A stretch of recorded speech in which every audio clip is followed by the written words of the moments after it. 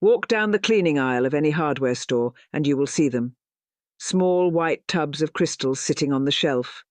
$12, $15, $18 a piece. You buy one, take it home, set it in your damp basement or your closet or your boat. A few weeks later, the crystals are gone, melted into a tub of liquid at the bottom, and you throw the whole thing in the trash and go buy another and another and another. Year in, year out. $40, $60, $80 a year, every year, for a tub of salt and a plastic bowl. Now I want you to sit with this. The white crystals in that tub are a thing you can buy in a 40-pound bag at any pool supply store or hardware store or farm store for about $4. The same crystals, the same chemistry, marked up 3 or 4 times, dressed up in a branded tub, sold to you as a thing to throw away. And nobody tells you what I'm about to tell you today. That when those crystals have done their work and turned to liquid, you are not finished with them. Not even close. You can take that liquid, set it in your oven for a few hours, and the very same crystals come back out dry and ready to work again.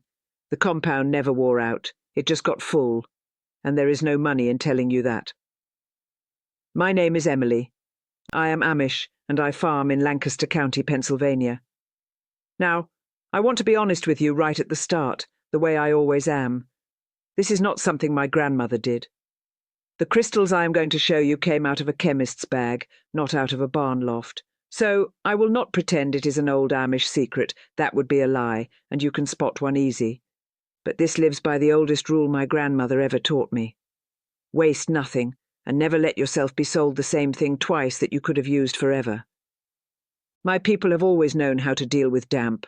By ventilation, by lime-washed cellar walls, by hanging a cellar door open on a dry day, by where you put the spring house.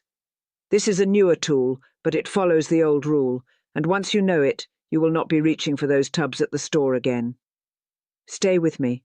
Let me first say a true word about what damp actually does, because most folks think it is just a smell. A closet that smells musty, a basement that smells of earth. It is more than that. Damp air sitting in a closed space is doing quiet, slow harm the whole time you are not looking. It feeds the mildew on your leather boots and the green spots on the wall behind the dresser. It rusts the tools in your shed and the springs in your bed. It softens the cardboard boxes you stored in the attic and rots the paper in the books in your basement. It darkens wood. It puts that particular smell in a boat you closed up for winter or a hunting cabin you locked up in October and walked back into in April. The folks who study these things say once the air in a closed space gets damper than about 60 parts in 100, mold can start growing on a surface in a day or 2. You cannot scrub your way out of that. You have to take the water out of the air. The question is only how. The big stores will sell you a powered machine for $200 or $300 that does it. A compressor, a fan, a drain, a thing you must plug into the wall and listen to and pay to run. And for a flooded basement, that machine is the right tool, and I will tell you so honestly. But for the everyday damp, the closet, the small basement, the boat in winter, the cabin in storage, the shed, the gun safe, the camper, the storage unit, the pantry, there is something far simpler and cheaper, and it needs no power at all. It is a bucket and $4 of salt. So, let me tell you about the salt itself because the chemistry is the real magic. And once you see it, you will not forget it. The crystals you want are called calcium chloride. You can buy a bag of it at any pool supply store, hardware store, or farm supply for about $4. The very same crystals they use to melt the ice on the roads in winter. The same the food companies use to keep their pickles crisp. Get the pellet or the flake kind, not the powder. Now, here is what this stuff does, and it surprises people every time they see it work. Calcium chloride is what chemists call thirsty. They have a longer word for it, but thirsty is the right word. It pulls water vapor right out of the air around it with a strength most other things cannot match. The little silica gel packets you find in shoeboxes and beef jerky, those work too, but they will absorb perhaps a quarter of their own weight in water before they are spent. Calcium chloride keeps drinking.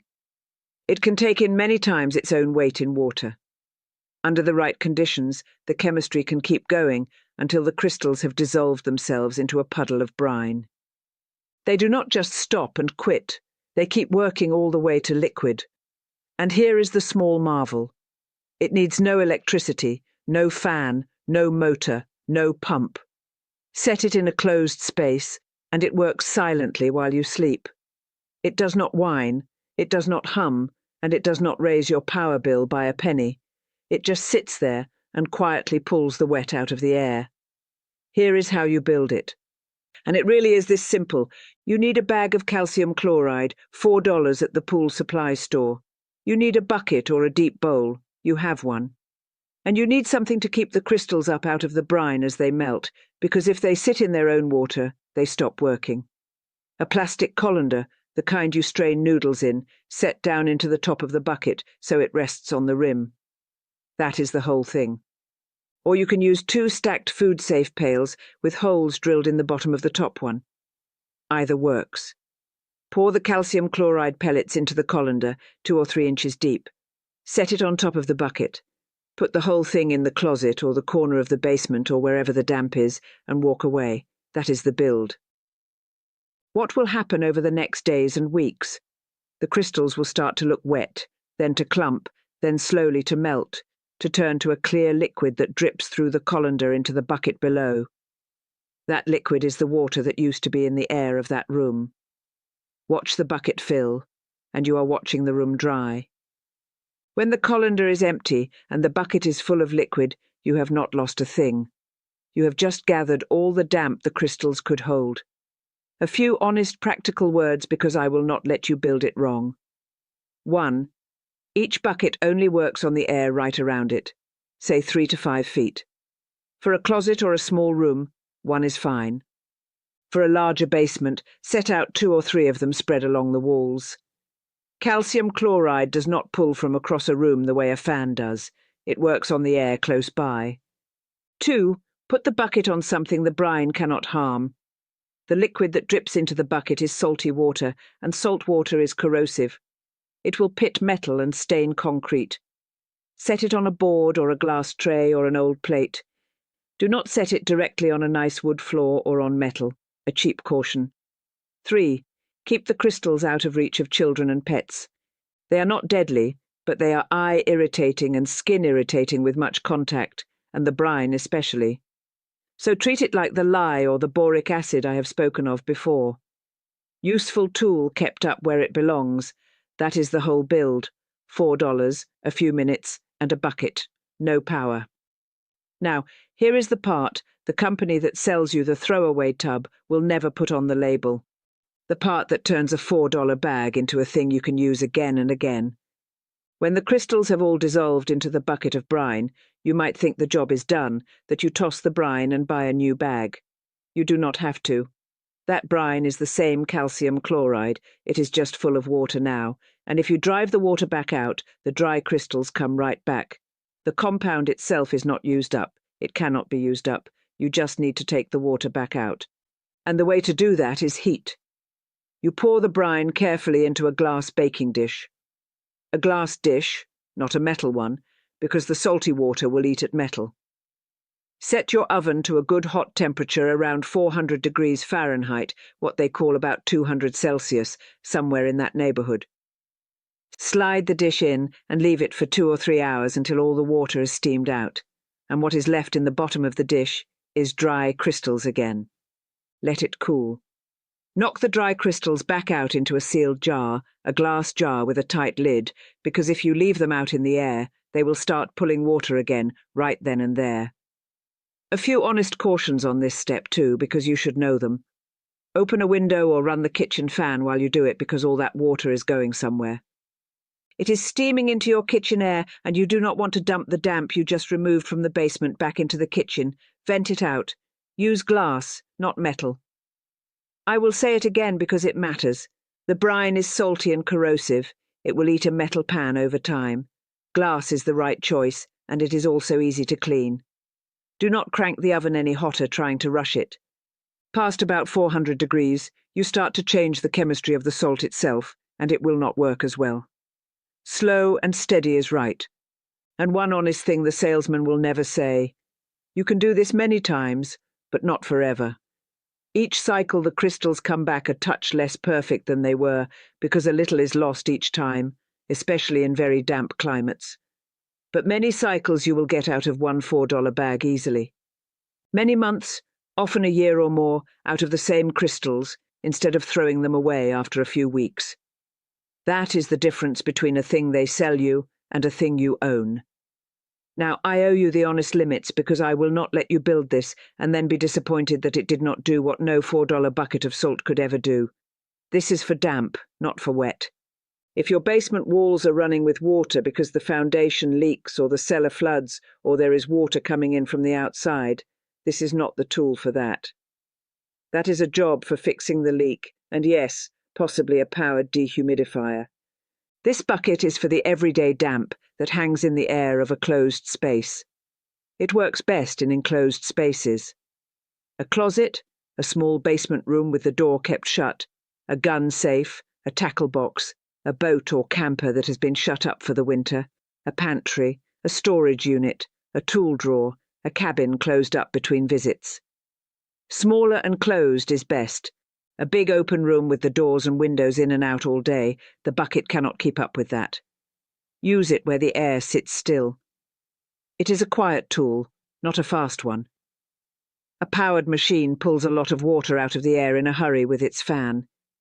The bucket works slow and steady, a little at a time, drying the air around it day after day, week after week. For most of what most folks need, keeping a closet dry, keeping mildew out of a stored camper, keeping the smell out of a pantry, slow and steady is exactly the right speed. Cheaper, quieter, no power, never breaks. But know what it is and what it is not. If you have a bad damp basement and a wet flood, you may want both a powered machine for the heavy work and these buckets to keep things dry afterward. They work fine together. Honest is better than impressive. Now, I want to take a moment because this is the part that matters, and it is bigger than the $4. Think about what this whole little setup means. A bag of salt at the hardware store, $4. A bowl and a colander from your own kitchen, nothing. Reusable again and again with an hour or two of oven heat. And on the other side of the aisle, an entire industry, billions of dollars a year, built on selling you that same $4 of salt in a small plastic tub for $12 or $15, and asking you to throw it away and buy it again next month. The compound did not change. The chemistry did not change. What changed is whether you know that you can pour the liquid in your oven and bring the crystals right back. This is the pattern I keep coming back to because once you see it everywhere. There is good money in selling a man a thing he must keep buying. There is no money in telling him how to make one bag last him a year. So nobody puts "this can be regenerated" on the side of the tub. And nobody runs a commercial showing you the oven trick, and a whole nation buys the same bag of salt 15 times when they could have bought it once. That is not exactly a conspiracy. Nobody is hiding it. It is just that a system that profits from your repeat buying will never go out of its way to teach you not to. My people have always tried to live the other way. A thing that can be fixed, you fix. A thing that can be reused, you reuse. A tool you bought once should serve you and your children both. The bucket and the salt are not Amish, but the habit of mind behind them, make it last, do not be sold the same thing twice, is as old as my grandmother's toolbox, and as old as any plain home in this county. And I have to be honest with you about something else. Speaking this plainly, putting this out into the world the way I am doing right now, it goes against the grain of how I was raised in some ways. We are a quiet people. We keep to ourselves. We do not seek attention or make a show of our knowledge. But there comes a point where keeping something to yourself starts to feel less like humility and more like selfishness. And I have wrestled with that. My grandmother used to say that a thing is not truly yours unless you can give it away. And I have watched too many people struggle with damp, throw good money after bad, breathe air that is not good for them, let their tools rust and their books rot, all because nobody ever told them there was another way. It feels wrong to keep that to myself just because it makes me uncomfortable to speak it out loud. So I am breaking the old restrictions a little. Not out of disrespect for my community or my people, but out of respect for truth itself. The truth does not belong to any one group. It is not a secret to be hoarded. It is a thing to be shared. And if I can help one person save a little money, keep one more thing out of the landfill, breathe a little easier in their own home, then I have done what I am supposed to do. Here is what I want you to do this weekend. Go to the pool supply store or the hardware store and ask for a bag of calcium chloride pellets. $4. Take it home. Find a bucket and a colander or a deep bowl you have lying around. Pour in 2 or 3 inches of pellets. Set the colander on the bucket and put it in the dampest closet or basement corner you have got. Set another one in the boat if you have one, or the camper, or the gun safe, or the storage unit. Wherever the damp has been a problem. Come back a few weeks later, see the bucket fill. Pour the brine into a glass baking dish. 400 degrees in the oven. 2 or 3 hours. Window open. Let it cool. Knock the dry crystals back into a glass jar with a tight lid. The same $4 working again. And tell me, what is the dampest spot in your house, the one you have been throwing those store-bought tubs at? The basement, the boat, the cabin, the gun safe, the closet that always smells. And once you have built one of these and run a cycle, come back and tell me how it went, how much liquid you caught, what kind of climate you live in. The things you all teach each other help every new person learn faster. Next time, since we have been speaking of moisture in enclosed spaces, I am going to show you the old plain way my people built cellars and pantries that stayed dry without any salt or any machine at all. The lime-washed walls, the cross-draft, the placement, the small habits that kept food storage rooms sweet for generations. It is the older cousin to today's bucket, and the two of them together can keep your storage spaces in good order for a very long time. Until then, use a thing once, use it again, waste nothing. And remember, the people who built this country with their hands knew things we are only just starting to remember. I am Emily, and I am glad to have spoken with you today.